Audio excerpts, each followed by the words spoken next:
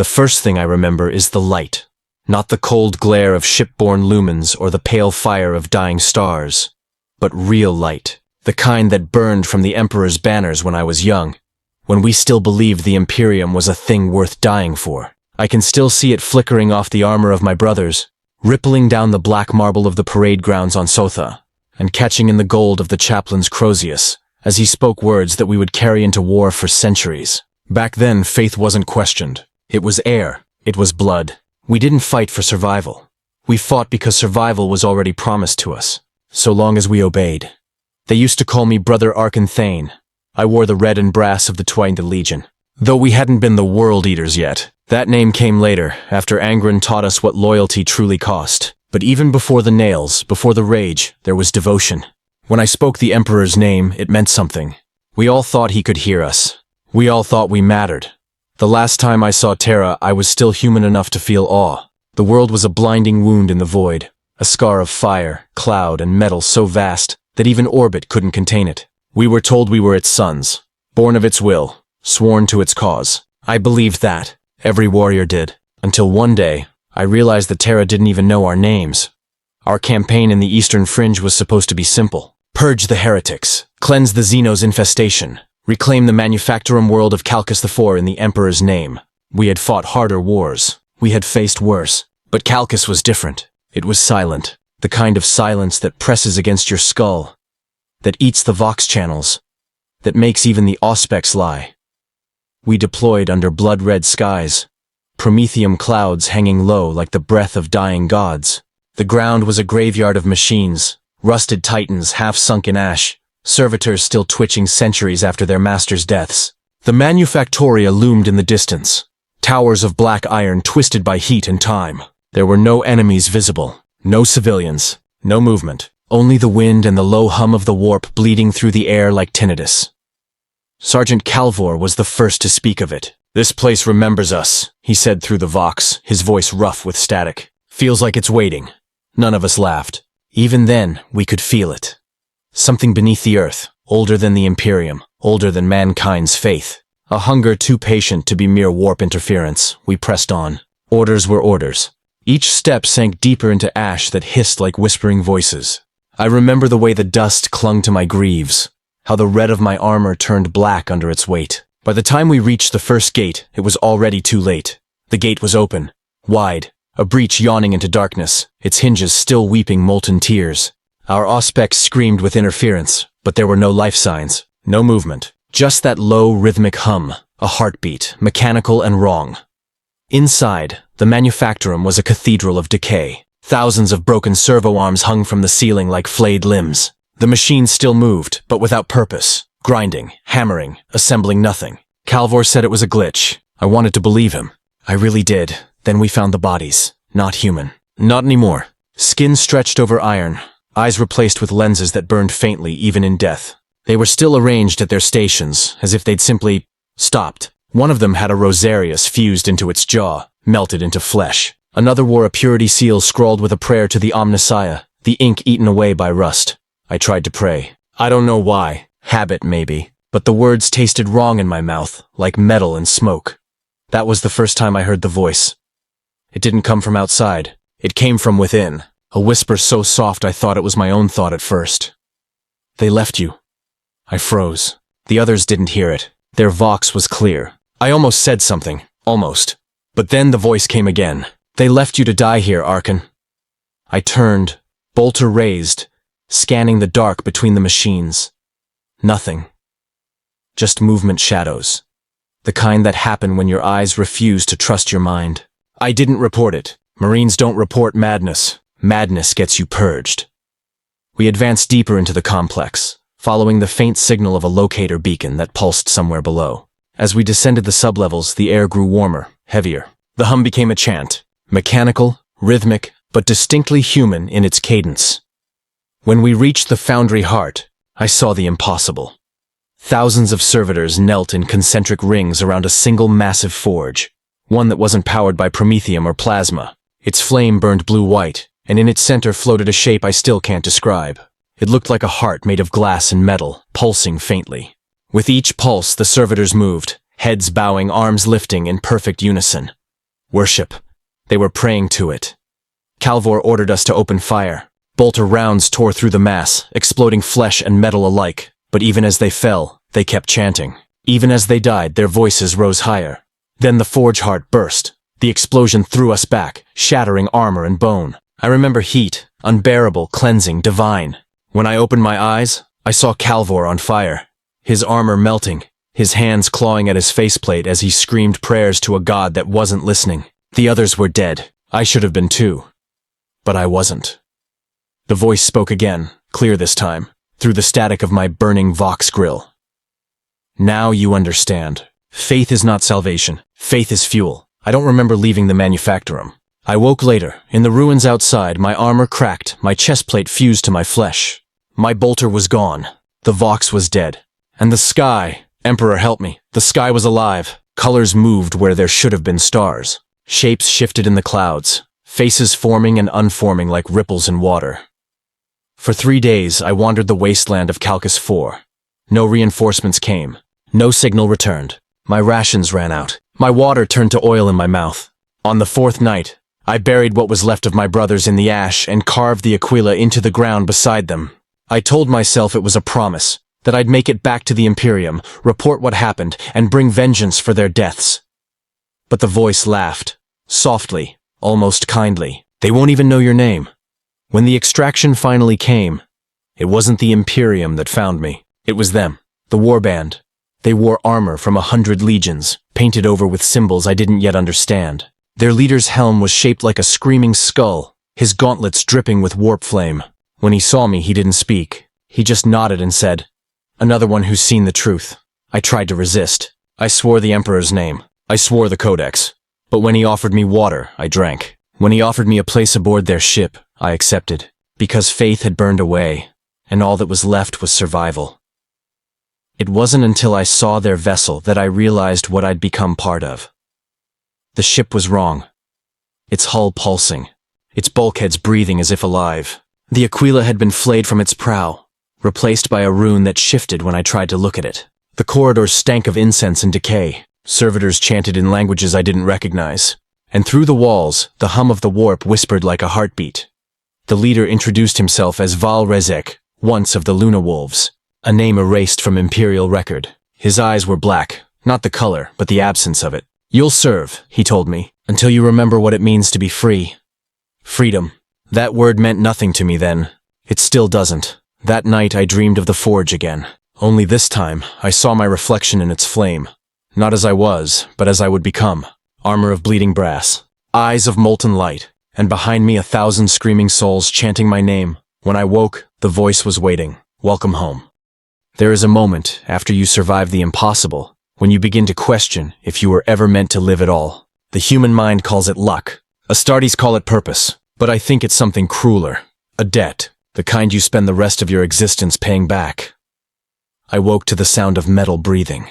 The ship that carried us, the vessel of rebirth they called it, was alive in ways no forge world could explain. Its arteries were corridors lined with flesh-metal conduits that pulsed to the rhythm of something unseen. The walls whispered hymns when you passed too close. I learned not to touch them. The last one who did woke screaming and never stopped. I was a guest among traitors, a loyalist among the damned. But none of them called me that. They didn't care about loyalty anymore. Not to legions, not to oaths, not even to gods. They fought for survival. And in that, I found something disturbingly familiar. Val Rezek, the warband's leader, kept his word. He gave me armor, not mine but scavenged from the dead. The colors were wrong. The Aquila was half melted. It didn't fit. "You'll grow into it," he said with a smirk that might have been pity. I didn't ask what he meant. Days bled into one another. Though aboard that ship, time meant nothing. The warp doesn't allow clocks. It bends them, stretches them, makes hours into lifetimes. Some corridors changed length when you walked them. Others whispered your name when you were alone. The vessel of rebirth was a sermon in motion. One dedicated to the kind of God that feeds on suffering. My wound never closed. The scar across my chest, the one from Calcus 4, throbbed with every heartbeat. The apothecarian aboard tried to seal it once. The flesh rejected the sealant. The medici called it divine refusal. I called it what it was: corruption. At night, though there was no night in the warp, the wound would open again. Small at first, a slit along the breastplate's edge, then wider. It didn't bleed blood. It bled light. Dull red like molten metal. I learned to bind it myself, wrapping torn ceramite and chains to hold the pieces in place. Rezek watched me with curiosity more than concern. "You're changing," he said once as we prepared for another raid. "The gods mark their chosen differently. Some grow horns, some sprout wings. You're leaking."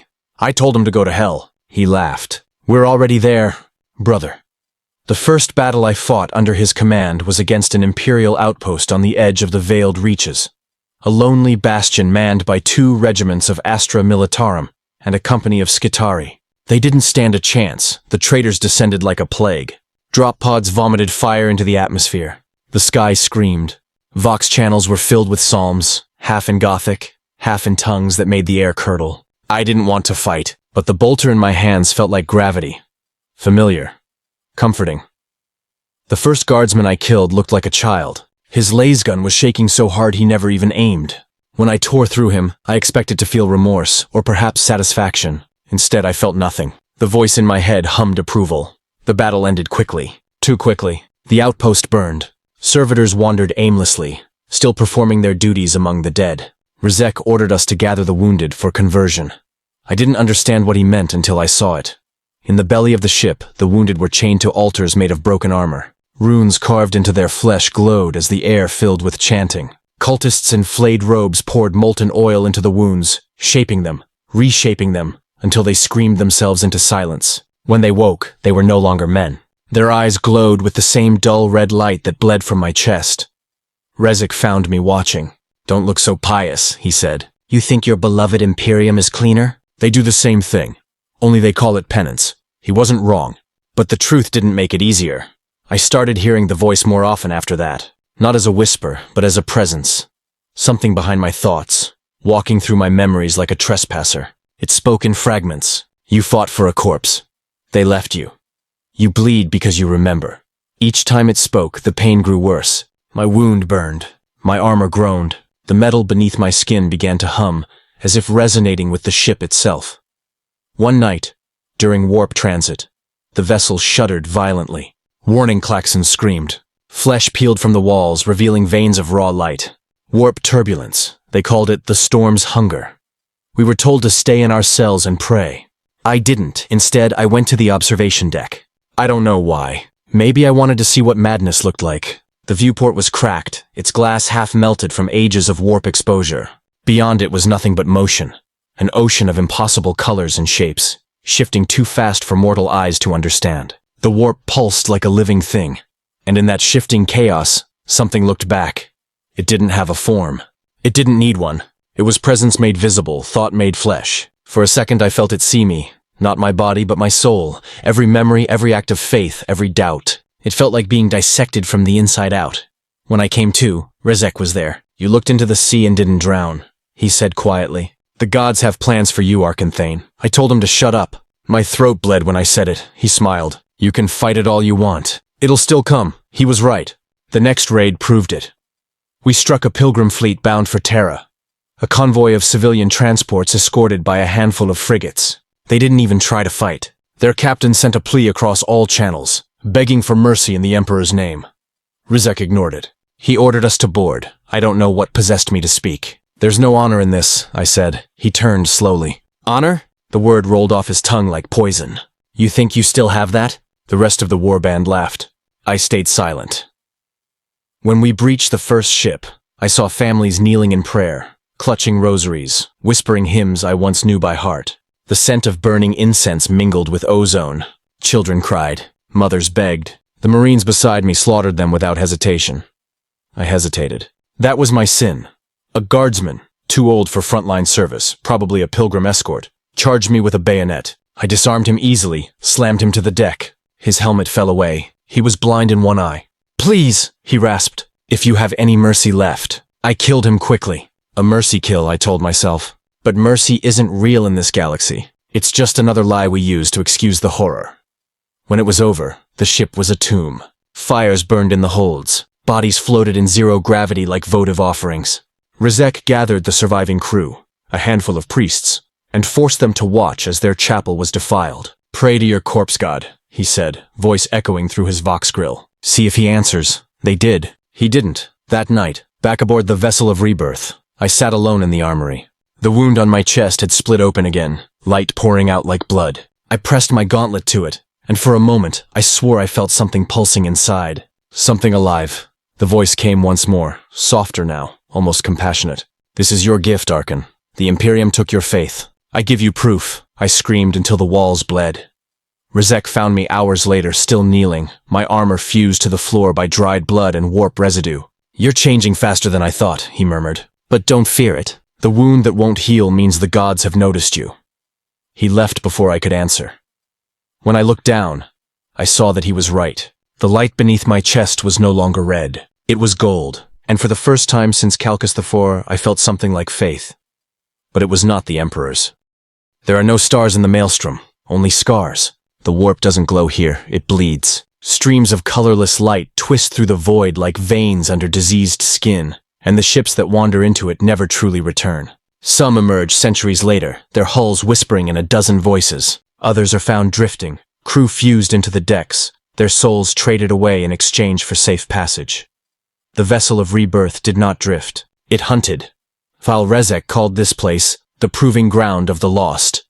For those who had already damned themselves, the maelstrom was home, a kingdom for the faithless, ruled not by gods, but by appetite. Here, a space marine's worth wasn't measured by honor or obedience.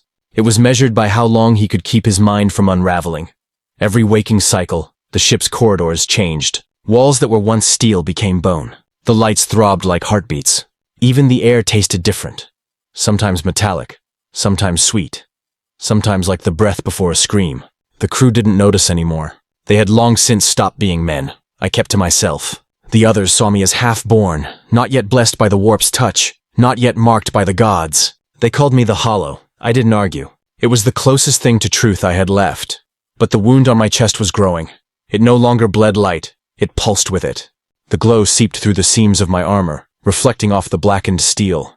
Rezek saw it and nodded with satisfaction as if watching a seed sprout. Your god is speaking, he said. I have no god, I replied. He smiled behind his helm. That's what they all say, before they learn the name. We spent months raiding the fringes of Imperial space, supply convoys, shrine worlds, forgotten outposts where faith had withered to bureaucracy. Each victory fed the ship, and the ship fed us. Every kill made the walls breathe deeper. Every prayer we silenced seemed to echo louder in the warp. But something was changing in me. The voice that once whispered was now silent. In its absence, I began to feel clarity, or what passed for it. I saw the warband for what they truly were, not prophets, not rebels, but addicts.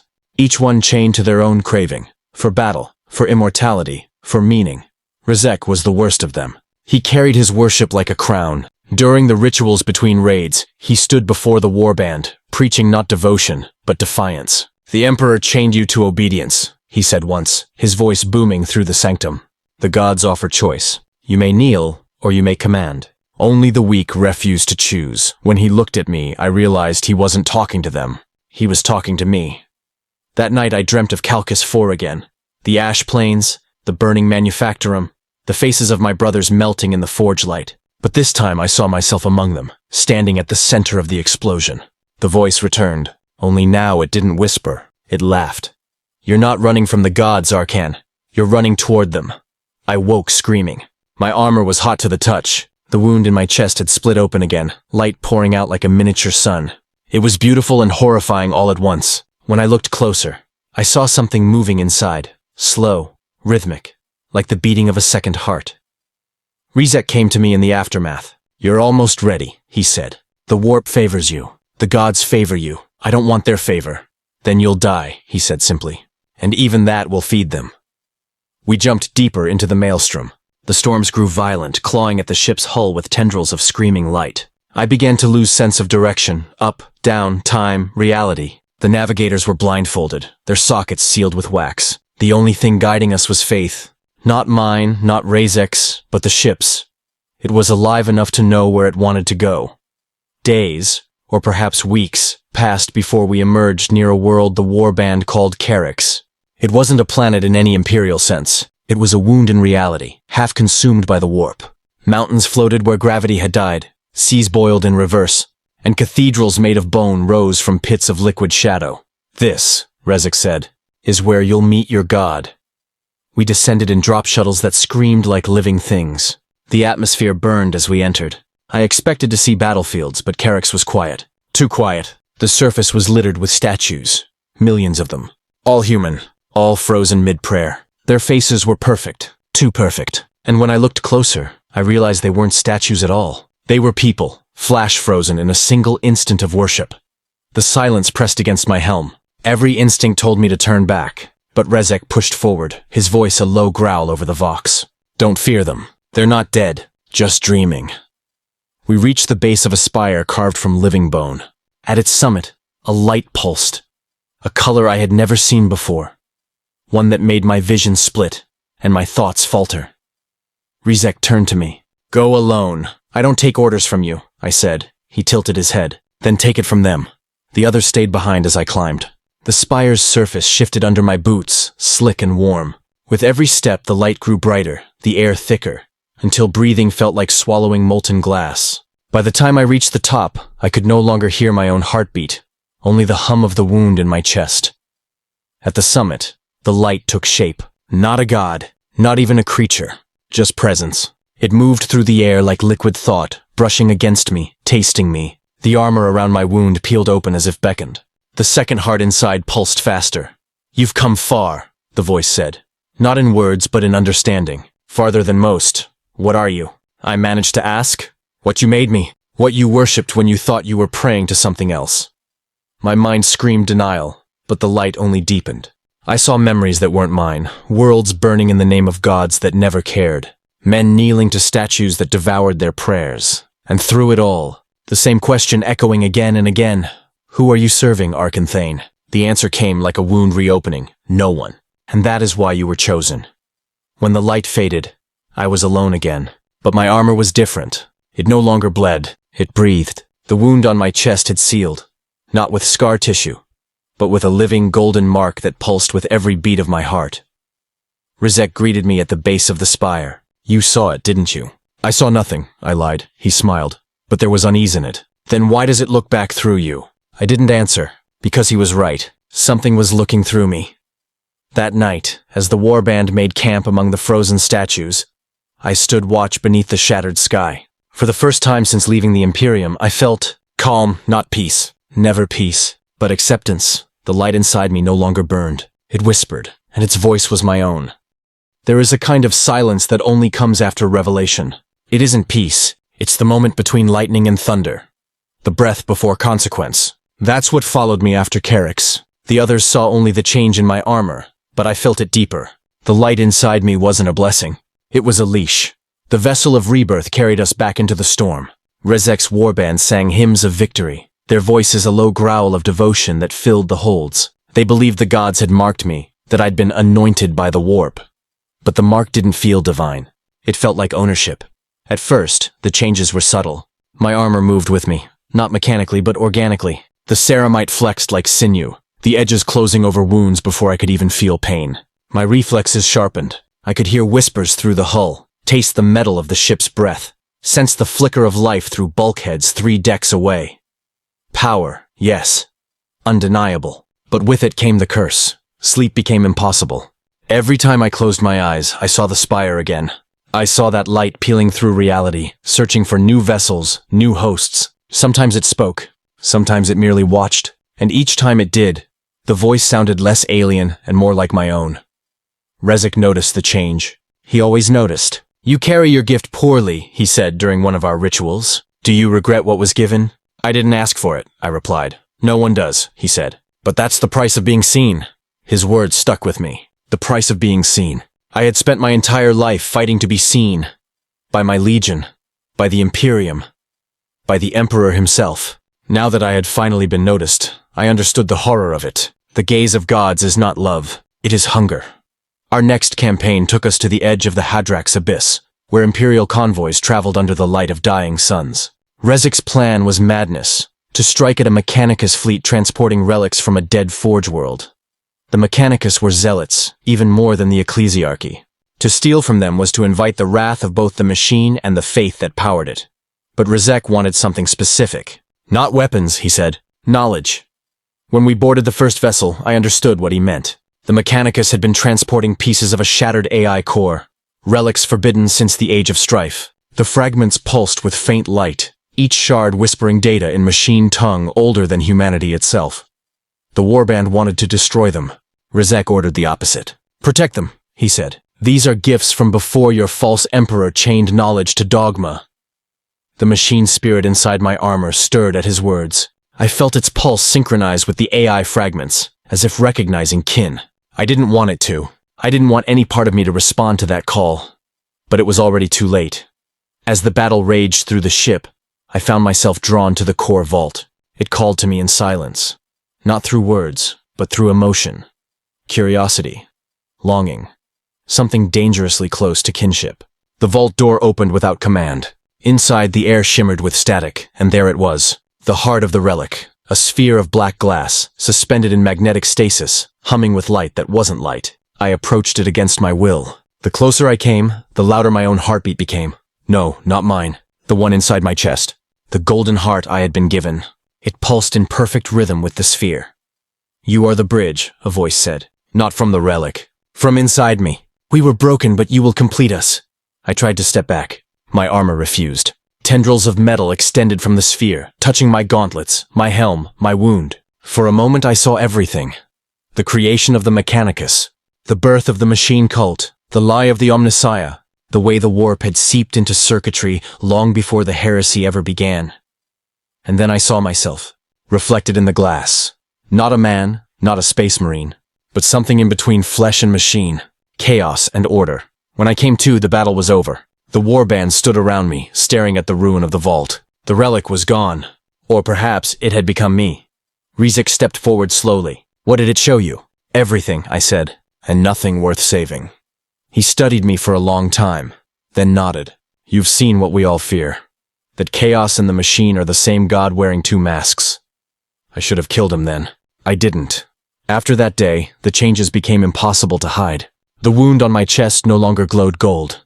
It burned white. My armor fused entirely to my body. My eyes, once blue, turned molten. And worst of all, my thoughts began to echo. Every time I spoke, I could hear another voice repeating my words, just half a second late, like a mocking reflection. The others began to fear me. Even Rizek kept his distance. It wasn't long before the gods noticed again.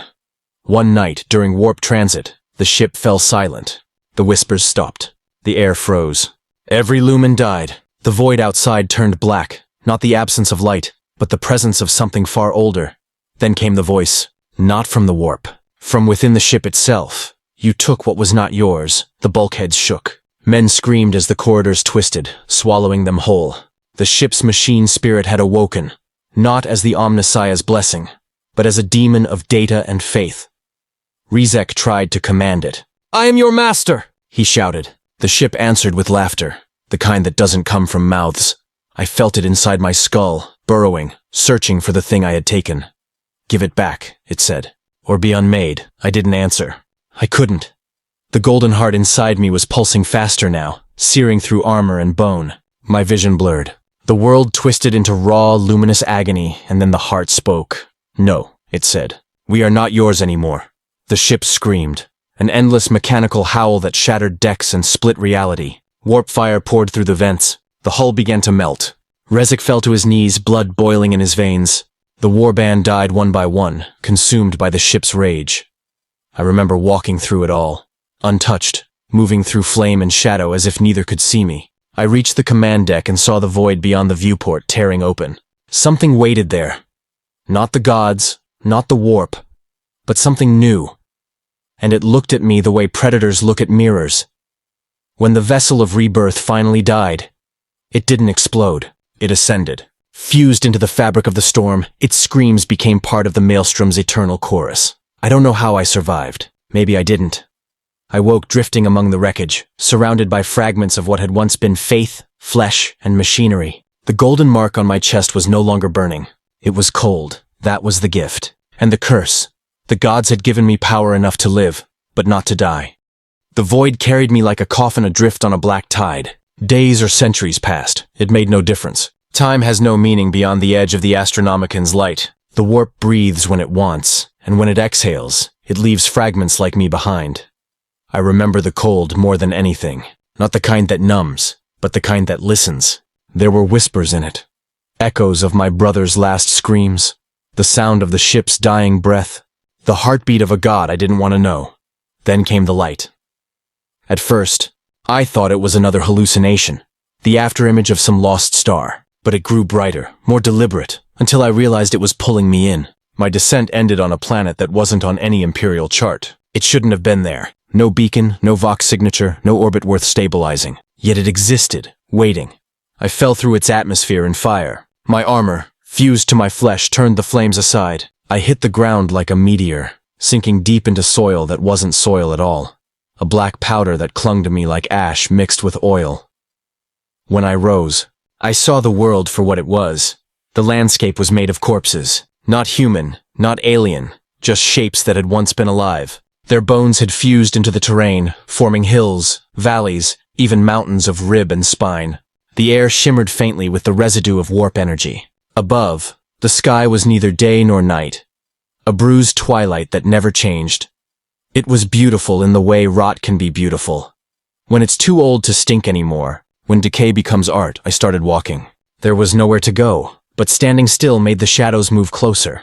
They didn't move like living things. They slithered against the light, reacting to motion rather than making it. Every step I took, they took with me. Hours passed. Or maybe it was years. Eventually, I found a ruin half buried in the bone hills. A cathedral. Its spires collapsed. Its stained glass melted into jagged shards. The aquila still adorned its gates, though its wings were broken. The central eye replaced by a gaping hole. I pushed the doors open. Inside, candles burned in impossible defiance of time.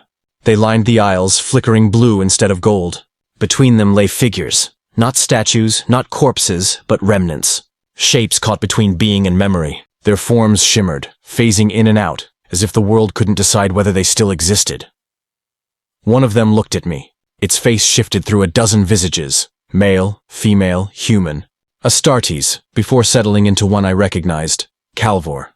My sergeant. You shouldn't have come here, it said. Voice echoing like a Vox transmission through water. This world found me, I answered.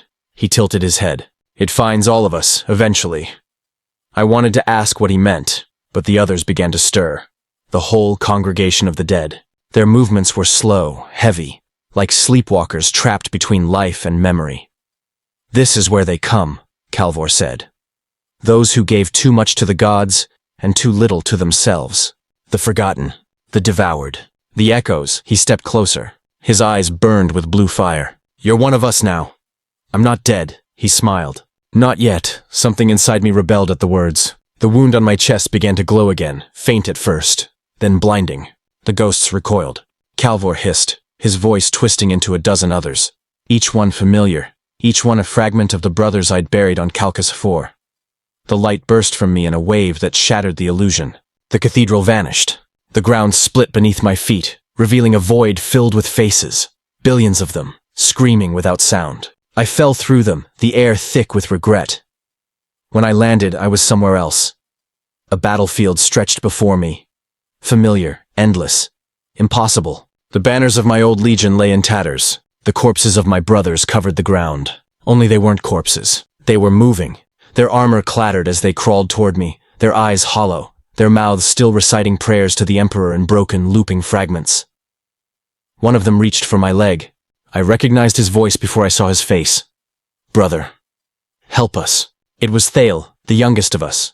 Barely a century old when we last fought together. His body was half melted, his organs fused to the armor, but his hand was steady. I took it without thinking. The moment our gauntlets touched, visions flooded my mind. His death, his agony, his final prayer unheard. I saw myself through his eyes, a figure wreathed in light, walking away as everything burned.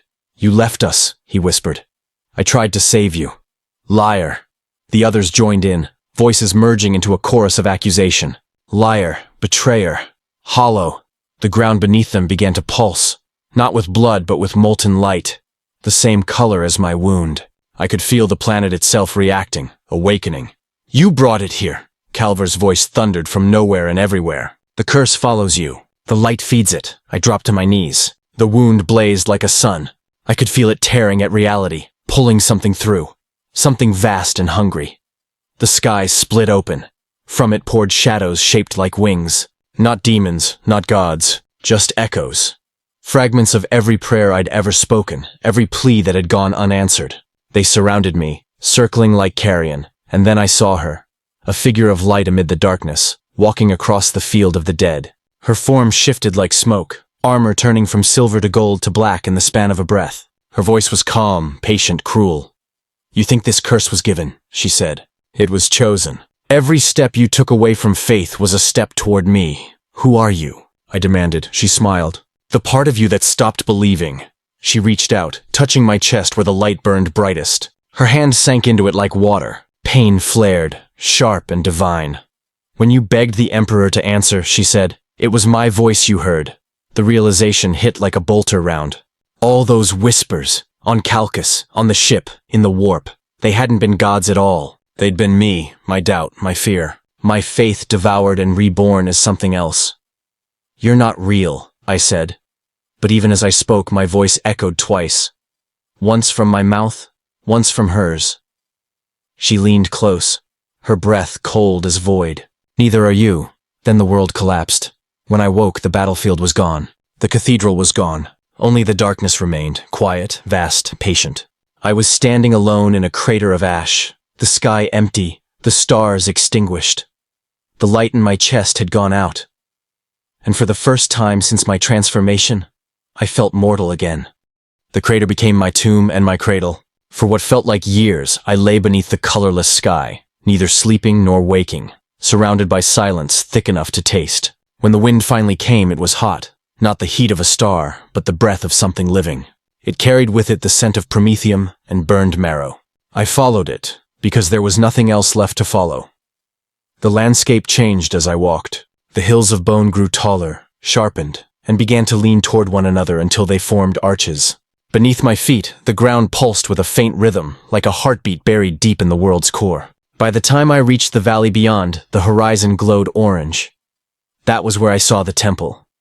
It rose from the valley like a ribcage torn from the corpse of a god. The walls were made of ivory and charred metal, fused together in spiraling patterns that almost seemed to move. Rivers of molten fire ran between them, feeding the structure like blood through veins. Each column was carved with faces, screaming, silent, or frozen in prayer. The closer I came, the more those faces seemed to follow me, their mouths twitching just enough to whisper.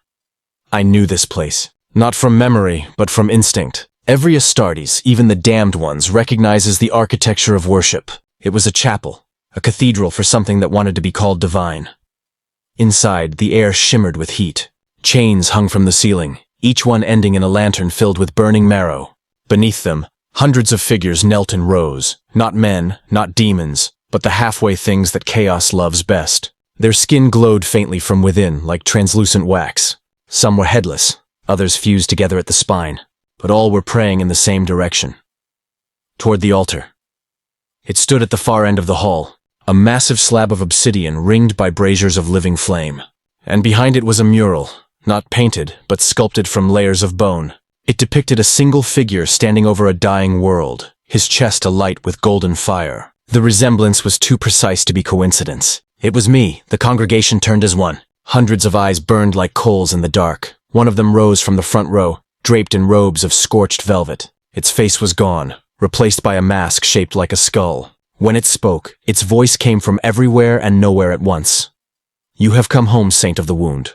"I am no saint," I said. "Every heretic is, to the right God."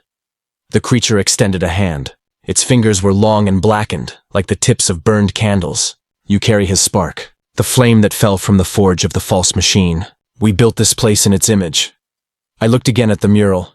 The golden fire in the sculpted chest pulsed faintly, as if alive. "You built this for me? For what you represent," the priest said. "The union of flesh, faith, and code. The moment the old gods dream of but can never create." I took a step closer to the altar. The air around it warped, heavy with meaning. "You don't even know what you're worshipping." The priest tilted its skull mask. "Neither did you once." Anger flared, quick, sharp, human. I slammed my fist into the altar. The obsidian cracked, and light bled from the fracture. Molten, radiant, familiar. My wound had reopened. The congregation gasped as one, their voices blending into a single note of ecstasy. "He speaks," they whispered. "He remembers." The golden light poured upward, forming tendrils that coiled around the braziers. The flames shifted from red to white. The temple trembled. Faces in the walls screamed in joy or agony. I couldn't tell which. "Stop," I said, though I wasn't sure who I was talking to. The priest dropped to its knees. "He calls the forge alive again!" The light expanded, filling the hall until the shadows shrank into nothing.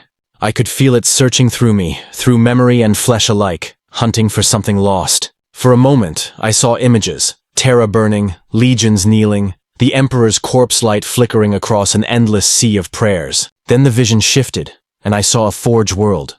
Calcus IV, reborn in flame. And there, at its heart, was me. Not as I am, as I will be, a being of fire and steel, neither mortal nor demon, striding across battlefields where both the Imperium and chaos fall silent in awe. The vision collapsed. I was on my knees, the temple half destroyed, the worshippers burned to ash. The priest crawled toward me, its mask cracked, its flesh dripping like wax. "You saw it," it wheezed, "the prophecy of the wounded sun. You will burn the Imperium and the warp alike. You will make them one." I stared at it. "If that's true, then why do I feel nothing but emptiness?" "Because creation begins in the void," it said, and laughed until its lungs turned to cinders. I rose slowly, the last of the light fading from my chest. The mural behind the altar had changed. The figure still stood above the dying world, but now its eyes were hollow, and the fire in its chest was gone. For the first time, I realized what the gods truly wanted from me. Not faith, not worship. They wanted an ending. The temple groaned as the fires began to die. I turned toward the entrance, but something caught my attention. A sound beneath the crackle of embers. It was a heartbeat, not mine, not human. I followed it deeper into the catacombs beneath the altar. The air was thicker there, filled with the stench of burnt oil and blood. The walls pulsed like veins, guiding me toward a chamber lit by a single flame. There, chained to the floor, was a figure in shattered power armor. Its heraldry was imperial, though so faded it might have belonged to any legion. Its head was bare, its face half melted, but its eyes, Emperor, forgive me, its eyes still glowed with the light of Terra. A loyalist. He looked up when I approached. "By the throne, what are you?" I didn't answer. I didn't know. He tried to rise, but the chains held. "Kill me then. Don't let them use me for their rights." I raised my bolter, a reflex born of centuries of habit. But the wound in my chest throbbed violently, and the voice, my voice, spoke again inside my head. "He's what you were. Leave him, or join him." I hesitated. The loyalist's breathing grew ragged. "Please," he whispered, "if you ever served the Emperor, end this." The fire flickered between us, reflected in the tears that cut through the grime on his face. For a moment I saw not an enemy but a mirror. I turned away. "I can't," I said. "We're both already dead." As I left, the flame behind me died with a sigh, and the temple above began to collapse. There are no reflections in the warp, only memories pretending to be mirrors. Yet that is where I found myself, caught between one heartbeat and the next, staring into a surface that looked like glass but pulsed like flesh. It began on the edge of the maelstrom, where space itself trembles. My ship, a carcass of steel and faith that refused to die, drifted toward a storm the color of old blood. The void outside churned, thick with lightning that screamed instead of thundered. I had seen warp storms before, but never one that watched back. For days it followed me. Each time I altered course, it shifted with me, growing larger, closer, until it swallowed the stars entirely. The instruments failed. The air turned cold enough to burn. Then came the voice, not the whisper I had carried for centuries, nor the mocking echo of a god's hunger. This one spoke in my tone, exact, perfect, absolute. "Arkanthane," it said, calm as an executioner. "You've run long enough." I stood at the viewport and saw a figure walking across the void toward me, step by step, as if the vacuum were a bridge of glass. His armor was mine, identical down to the smallest scar. The light of his wound burned the same gold. Only his eyes differed. Mine were embers. His were hollow. When he spoke again, the ship trembled. "Do you know what you've become?" "I am what they made me," I answered. "No," he said. "You're what you made yourself." The hull screamed as something ancient pushed against reality. The figure reached the outer plating, placed his palm on it, and the metal melted beneath his touch. I didn't move. I wanted to see what would happen when the mirror finally broke. He stepped inside. No airlock. No warning. One moment the ship was empty. The next, he was there, standing before me like a ghost that had decided to live. My sensors showed no reading, no mass, no presence, but I could feel him. Or rather, I could feel myself. Every breath he took, I remembered. Every twitch of his hand felt like my own muscle recalling an old command. "You've run from every god," he said. "From every oath, every truth. Do you even remember why you started?" "To survive," he smiled. "And has it made you happy?" The question caught me off guard. Happiness. I hadn't heard that word spoken without irony in over a millennium. He moved closer. "You've killed thousands in the Emperor's name. Thousands more in defiance of him. You've prayed to nothing, and nothing answered. Look at yourself." "I am looking," I said, "and I see someone who still stands." "Do you?" he whispered. He raised his hand and the world folded. The bridge melted into light, and suddenly I was somewhere else. Somewhere I hadn't allowed myself to remember. Sotha. The parade ground gleamed under a sun I thought I'd forgotten. Recruits in white armor stood in formation. The chaplain's crozius gleamed, and there, among them, was me, younger, human, unscarred by centuries of war. I watched myself take the oath of service, watched my lips move with words that once meant everything. "Through the Emperor's light, I am eternal." The other Archon stood beside me, watching too. "You meant that," he said softly. Once, the sky above darkened. The recruits began to fade, turning to dust that rose into the wind. The chaplain's voice became static. The parade ground dissolved into ash. "This is where you began," my double said, "and where you stopped being human." "I was made to be more than human," I growled. He shook his head. "No. You were made to forget you ever were." The world shattered again. Now we stood in the ruins of Calcus 4, the manufactorum burning around us, the same scene that had started my fall. I saw my brothers dying again, Calvor screaming prayers into fire, the forge heart pulsing in the dark. The other Archons stepped through the smoke, unscarred by it. "You could have turned back here. You could have died with them." "I should have died with them," I said, "but I didn't. And you still don't understand why." He moved closer until our visors touched, two identical masks reflecting one another. "You didn't survive because the gods saved you. You survived because you believed you were meant to. And belief is the most dangerous weapon in the galaxy." The heat around us flared, and the vision bled into the present. The bridge reformed, the storm raging beyond. Both of us stood there, motionless, surrounded by red lightning and the hum of reality straining to hold itself together. "What are you?" I asked. "I'm what's left of you that still believes in purpose," he said. "The part you buried under blood and noise." "Then why now?" "Because you've become everything you swore to destroy. A god who forgot to die." The words hit harder than any blade. I wanted to deny it. I wanted to tear him apart, but I couldn't move. Every motion I imagined, he mirrored. Every thought I formed, he finished. "Do you think the Emperor is any different?" he asked. "Do you think he remembers what he was before the throne? Before the chains? We all become what we worship long enough." His voice lowered. "Look." The storm outside cleared for an instant, revealing 1,000 reflections in its glass-like surface. 1,000 versions of me, each locked in some moment of war or despair. Some were kneeling before chaos altars. Others stood on imperial worlds, leading crusades in the Emperor's name. Some were little more than shadows drifting through the void. None of them were free. The other Archon turned back to me. "This is what eternity looks like. Not life, not death, just repetition." "And you?" I asked. "What are you?" "I am the end of it." He lunged, and the world tore apart. Bolter fire roared, blades clashed, armor cracked. Every strike I landed, he met in kind, each movement synchronized like a dance between mirrors. The ship groaned, the warp bleeding through its seams. Light and darkness collided in pulses that shook the air. He pinned me against the bulkhead, his gauntlet pressing against my wound. "You can't kill what you are," he hissed, "but you can choose what remains." He drove his fist into my chest. Pain flooded every nerve. The golden light erupted, engulfing us both. For a moment I saw nothing. No warp, no stars, no gods. Only the sound of my own heart. Then I heard a whisper. "One of us has to end." When the light faded, I was alone again.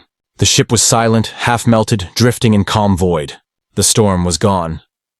I looked at my reflection in the cracked viewport. The wound in my chest no longer glowed. My armor was darker now, colder, stripped of its light. My eyes, once ember red, burned gold. I didn't know which of us had survived. The galaxy is quieter now, or perhaps I've simply gone deaf to its screams. The wars continue, the gods still feed. The Imperium still burns its children for light, but to me, all of it feels distant.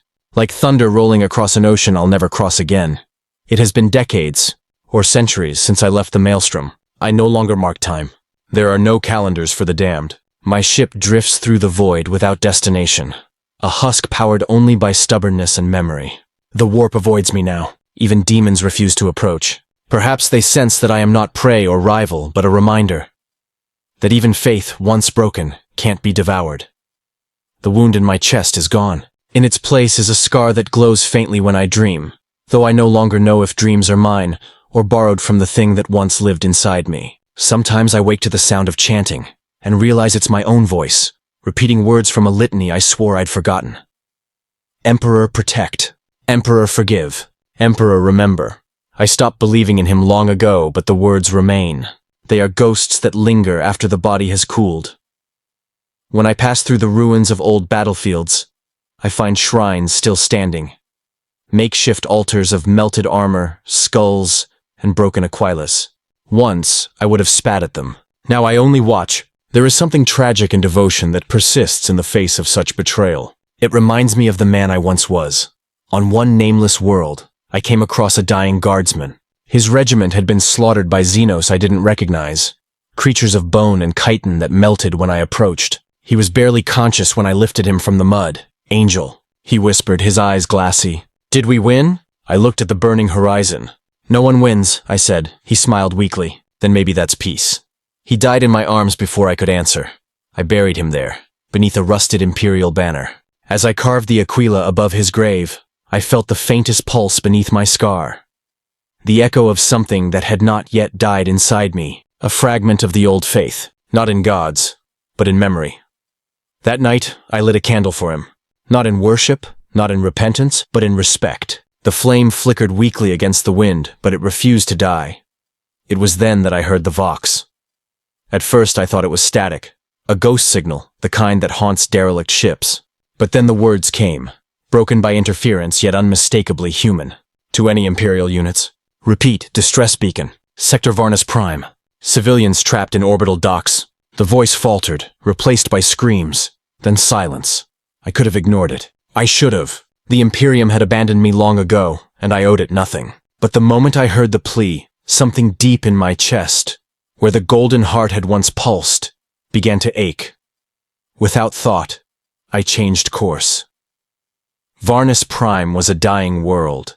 Its sun had collapsed into a hungry red dwarf, scorching the surface while freezing the shadows. The orbital docks hung in decay above it, drifting like bones around a corpse. I guided my ship toward the largest structure, a cathedral station once dedicated to Saint Verenius, patron of repentance. The docking clamps held, barely. The halls beyond were filled with bodies, soldiers, priests, children. They had died in prayer, their voices still echoing through the vox relays. I moved through them in silence, the glow of my armor casting long shadows across the walls. In the chapel at the heart of the station, I found survivors, a handful of civilians, and one priest. He looked up at me with eyes that had seen too much and understood too little. Emperor preserve us, he whispered. A custodian. No, I said. Something else. He didn't ask again. He only knelt and began to pray. The Xenos came from the dark, he said between breaths. They killed the soldiers first. We've been waiting for rescue. There is no rescue, I told him. He looked at me, tears streaking the grime on his face. Then why are you here? I didn't have an answer. Maybe the gods were laughing again. Maybe I was their final joke. We sealed the chapel doors and prepared for what was coming. Through the cracked windows, I saw movement. The Xenos returning, their shapes gliding through vacuum like insects on invisible strings. The priest began his sermon, voice trembling but steady. Fear not, for the Emperor watches. I almost told him the truth, that the Emperor had stopped watching millennia ago. But something stopped me. Perhaps pity.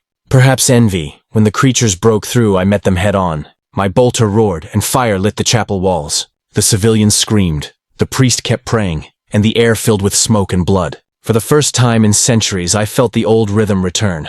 The heartbeat of battle. The clarity of purpose. One by one, the Xenos fell. But for each I killed, 2 more crawled from the vents. They moved like living shadows, silent and cold. Their claws tore through the pews, their blood hissing on the stone. By the time the last one fell, the chapel was half destroyed. The priest lay dying beside the altar, his blood soaking into the floor. He reached for my hand. Was I wrong? He asked weakly. Was it all a lie? I looked down at him, at the faith still burning in his fading eyes. No, I said quietly, it wasn't. He smiled and exhaled his last breath. When it was over, I stood before the ruined altar. The Aquila above it had cracked in two, its wings shattered, its eye dark. I touched the stone where the priest had fallen. It was warm. For reasons I still don't understand, I knelt, not to the Emperor, not to chaos, not to any god that demands obedience or blood, but to the memory of what faith once was. The belief that something greater than fear could bind men together. My voice was rough, unused to prayer. If there's anything left listening, anything at all, hear this. The silence answered, vast and eternal. I bowed my head anyway. When I rose, the candle I had lit earlier still burned on the altar, untouched by battle, its flames steady and golden. The scar on my chest glowed faintly in response. There is no sunrise left in this galaxy, only the slow burn of dying stars. I've walked beneath them all, watched their light fade across worlds that forgot their own names. The Imperium calls it the Long Night. Chaos calls it Ascension. I call it the truth. I don't dream anymore. The gods made sure of that. But sometimes, when the void is still enough, I see flashes. A forge burning on Calcus 4. A young Astartes raising his blade in oath. The Emperor's shadow stretching longer than any sun. It feels like memory, but it isn't. It's the echo of someone I killed long ago. Myself. My ship, if it can still be called that, drifts between the shattered systems near the edge of the segmentum obscurus. The hull is cracked, the engines pulse with the breath of the warp, and the air smells faintly of ozone and burnt incense. Every step through its corridors feels like walking through a tomb. Perhaps it is one. The last message I received was weeks ago. A coded transmission on an Imperial frequency. Ancient, dying, almost pleading. I shouldn't have listened, but I did. The voice was familiar. Brother, Arkan, do you still remember the oath? Then silence. That single question has haunted me ever since. Not because of what it asked, but because I couldn't answer. I no longer know what the oath was. Service to the Emperor? To my legion? To the gods that replaced them? Or perhaps it was simpler. Survival at any cost. Now, as my ship drifts into the orbit of a nameless, burned-out world, I realize I've come full circle. The planet below is dead, the surface cracked and blackened by orbital bombardment. Yet something stirs beneath the ash. I descend. The air is thin, the ground brittle. My boots leave no tracks. The wind erases them instantly. The silence here is absolute. No animals, no wind, not even the whisper of the warp. Only the sound of my own breath inside my helm. In the distance, I see ruins. Half-buried structures, skeletal towers, and the faint outline of an Aquila etched into stone. An Imperial world once, long ago. I approach cautiously, though there is no life left to fear. At the center of the ruins stands a monument. A colossal statue of a space marine carved in crude, uneven stone. The armor is wrong, archaic. The face is worn smooth by time, but the stance is mine. I stare at it for a long time, uncertain whether to laugh or weep. Someone built this. Someone remembered. At the base of the statue, I find inscriptions, crude, scrawled in Low Gothic, barely legible through centuries of decay. Here stood the wounded son, who defied the gods and the corpse alike. He brought fire to the dark, and the dark to fire. He will rise again when the stars go out. A myth, a legend, a lie. I kneel before it anyway, not in reverence but exhaustion. I am tired. Of killing, of running, of being both weapon and wound, tired of being remembered for what I never wanted to become. The ground trembles, a low hum builds beneath the earth, rhythmic, steady, a heartbeat, the same pulse that once lived in my chest. I step back as the soil cracks and light pours through. From the fissure rises a shape, metallic, humanoid, ancient, a war machine unlike any I've seen, bearing markings from the dark age of technology. It towers above me, its body cracked but still alive. The machine speaks, its voice a symphony of static and sorrow. You carry the fragment. I realize then, the golden light that once burned within me did not die. It merely slept, and now something has come to reclaim it. What are you?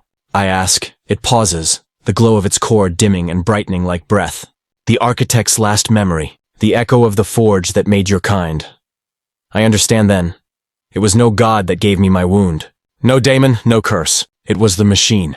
The relic from Calcus 4. The seed of the forgotten AI core that Rezek once sought. The The fire I carried was not divine. It was human. The machine continues, its tone softer now. The gods stole my code. The Imperium buried it. But you carried it forward, unaware. The light in your chest was never faith, Arkanthane. It was knowledge. The words cut deeper than any blade. For 10,000 years I have been a weapon of belief. Now I learn I was merely a vessel of data. What do you want? I ask. To finish what we began, it says. To rebuild. I shake my head. There's nothing left to rebuild. It leans closer, its voice lowering. Then burn it. One last time. End the war. The ground cracks wider, revealing conduits beneath. Veins of gold light spreading across the ruins, into the horizon. The machine's body begins to disintegrate, its particles drifting upward like ash. You are the last bearer, it says. The final forge. I look at my gauntlets. Scarred, cracked, trembling. For the first time, I feel heat beneath the metal. The light returns, burning through my veins, filling me with a power that feels both alien and familiar. The sky above ignites. Warp storms swirl, their colors clashing like fire and blood. I hear the voices again, the gods, the ghosts, the echoes of every life I've taken. Arkanthane, Saint of the Wound, Heretic, Redeemer. All names, all lies. I raise my hand toward the heavens. The light erupts, tearing through atmosphere, through reality itself. The warp recoils. The stars dim. For an instant, everything, gods, demons, mortals, goes silent. Then the fire consumes the sky. When it fades, I stand alone again. The statue is gone. The world is ash. My armor is cracked, molten, half fused to my flesh. But the wound is gone. Truly gone. I look to the void and see no gods waiting. No emperor watching. Only peace. Cold, infinite, honest. There will be no song for me. No record in the archives of Terra. No inscription in the lexicons of chaos. I will vanish as all things do. And maybe that is enough. Because in the end, there is no glory, only damnation. There is no sunrise left in this galaxy, only the slow burn of dying stars. I've walked beneath them all, watched their light fade across worlds that forgot their own names. The Imperium calls it the long night. Chaos calls it ascension. I call it the truth. I don't dream anymore. The gods made sure of that. But sometimes, when the void is still enough, I see flashes. A forge burning on Calcus 4. A young Astartes raising his blade in oath. The Emperor's shadow stretching longer than any sun. It feels like memory, but it isn't. It's the echo of someone I killed long ago. Myself. My ship, if it can still be called that, drifts between the shattered systems near the edge of the segmentum obscurus. The hull is cracked. The engines pulse with the breath of the warp, and the air smells faintly of ozone and burnt incense. Every step through its corridors feels like walking through a tomb. Perhaps it is one. The last message I received was weeks ago. A coded transmission on an imperial frequency. Ancient, dying, almost pleading. I shouldn't have listened, but I did. The voice was familiar. Brother. Arkan. Do you still remember the oath? Then silence. That single question has haunted me ever since. Not because of what it asked, but because I couldn't answer. I no longer know what the oath was. Service to the Emperor? To my legion? To the gods that replaced them? Or perhaps it was simpler. Survival, at any cost. Now, as my ship drifts into the orbit of a nameless, burned-out world, I realize I've come full circle. The planet below is dead, the surface cracked and blackened by orbital bombardment. Yet something stirs beneath the ash. I descend. The air is thin, the ground brittle. My boots leave no tracks. The wind erases them instantly. The silence here is absolute. No animals, no wind, not even the whisper of the warp. Only the sound of my own breath inside my helm. In the distance, I see ruins, half-buried structures, skeletal towers, and the faint outline of an aquila etched into stone. An imperial world once, long ago. I approach cautiously, though there is no life left to fear. At the center of the ruin stands a monument, a colossal statue of a space marine carved in crude, uneven stone. The armor is wrong, archaic. The face is worn smooth by time, but the stance, The stance is mine.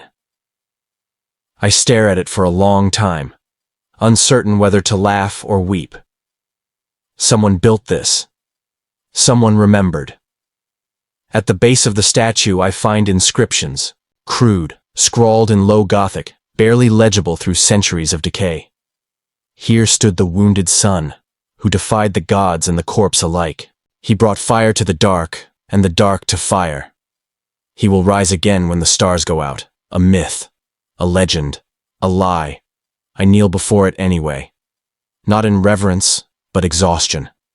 I am tired of killing, of running, of being both weapon and wound. Tired of being remembered for what I never wanted to become. The ground trembles. A low hum builds beneath the earth, rhythmic, steady, a heartbeat. The same pulse that once lived in my chest. I step back as the soil cracks and light pours through. From the fissure rises a shape, metallic, humanoid, ancient. A war machine unlike any I've seen, bearing markings from the dark age of technology. It towers above me, its body cracked, but still alive. The machine speaks, its voice a symphony of static and sorrow. You carry the fragment. I realize then, the golden light that once burned within me did not die. It merely slept. And now, something has come to reclaim it. What are you? I ask. It pauses, the glow of its core dimming and brightening like breath, the architect's last memory, the echo of the forge that made your kind. I understand then. It was no god that gave me my wound. No demon. No curse. It was the machine. The relic from Calcus 4. The seed of the forgotten AI core that Rezek once sought. The fire I carried was not divine. It was human. The machine continues, its tone softer now. The gods stole my code. The Imperium buried it. But you carried it forward, unaware. The light in your chest was never faith, Arkanthane. It was knowledge. The words cut deeper than any blade. For 10,000 years, I have been a weapon of belief. Now I learn I was merely a vessel of data.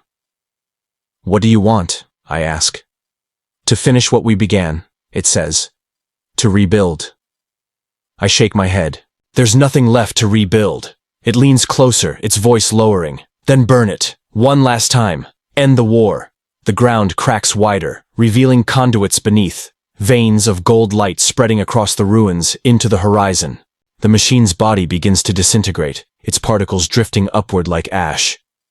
You are the last bearer, it says. The final forge. I look at my gauntlets. Scarred, cracked, trembling. For the first time, I feel heat beneath the metal. The light returns, burning through my veins, filling me with a power that feels both alien and familiar. The sky above ignites. Warp storms swirl, their colors clashing like fire and blood. I hear the voices again. The gods, the ghosts, the echoes of every life I've taken. Arkanthane, Saint of the Wound, Heretic, Redeemer, all names, all lies. I raise my hand toward the heavens. The light erupts, tearing through atmosphere, through reality itself. The warp recoils, the stars dim. For an instant, everything, gods, demons, mortals, goes silent. Then the fire consumes the sky. When it fades, I stand alone again. The statue is gone. The world is ash. My armor is cracked, molten, half fused to my flesh. But the wound is gone. Truly gone. I look to the void and see no gods waiting, no emperor watching, only peace, cold, infinite, honest. There will be no song for me. No record in the archives of Terra. No inscription in the lexicons of chaos. I will vanish as all things do. And maybe that is enough. Because in the end, there is no glory, only damnation.